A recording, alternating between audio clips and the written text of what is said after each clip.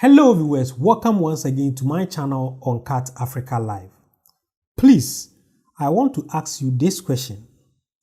Have you gotten answers to why Libyan late President Muammar Gaddafi was killed? Maybe yes or maybe no.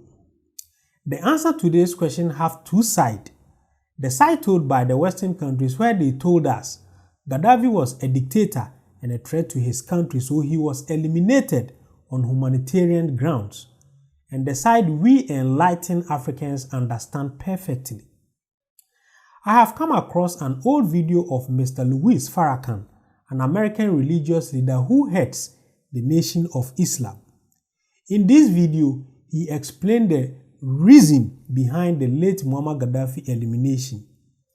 Let's take some time and watch this video, and when we return, I will also share my 2 cents about this issue.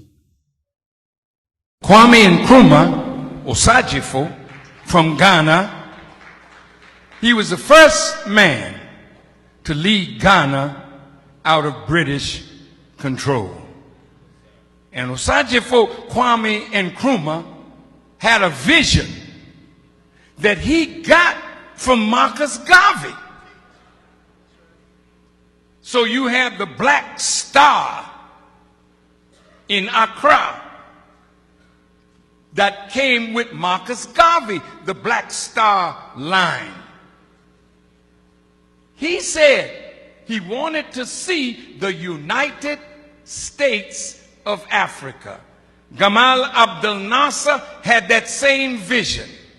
Well, I was with Muammar Gaddafi when Gaddafi insert in 1999 advanced coming out of the OAU to the African Union with a vision of the United States of Africa.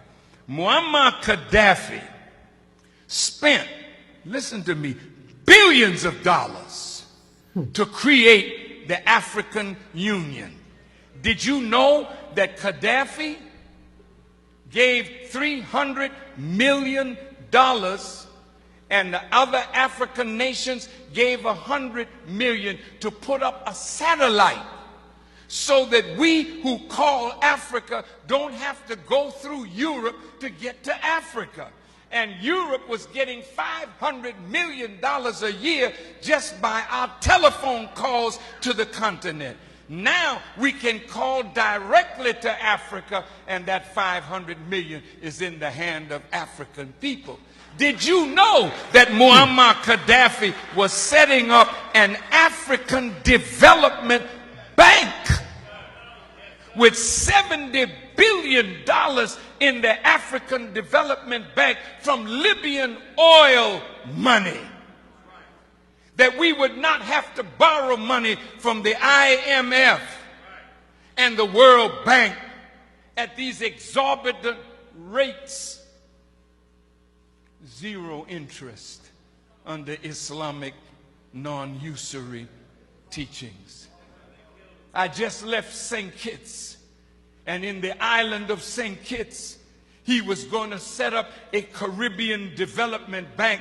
He told the Prime Minister there, and he was going to put $1 billion in that bank for Caribbean development. Why do you think they killed him? You think they killed him because he killed his people? Hell no. They killed him because, listen to me real good. You touched my nerve with that question. Did you know that in Libya, nobody is homeless? Listen, everybody in Libya has either a home or an apartment. They call it a flat. Did you know education in Libya is free from kindergarten through college? And did you know that if a Libyan wanted to come to America to be educated, the government in Libya paid for their education? Did you know that? I was there when he opened a $500 million hospital with 18 theaters for operation. I was there, and we went when he was making their own medicines. See, this was a man that gave free medical attention to all the citizens of Libya, and if Libya did not offer that kind of medical attention, they could fly anywhere in the world and get it, and the Libyan government would pay for it. Did you know that? No, you didn't. Did you know that from the oil money, every Libyan citizen got a stipend every year? And did you know that that man had no debt? Everything in his country was paid for. See? Now, when you got a man that did that for an African nation and was trying to do that for all Africa, how do you think Europe felt about that? After I came across this video, I decided to do a little digging and I got some facts that back Mr. Farrakhan's claims. Yes, Muammar Gaddafi's love for Africa was enormous. Mr. Gaddafi wanted to empower Africa.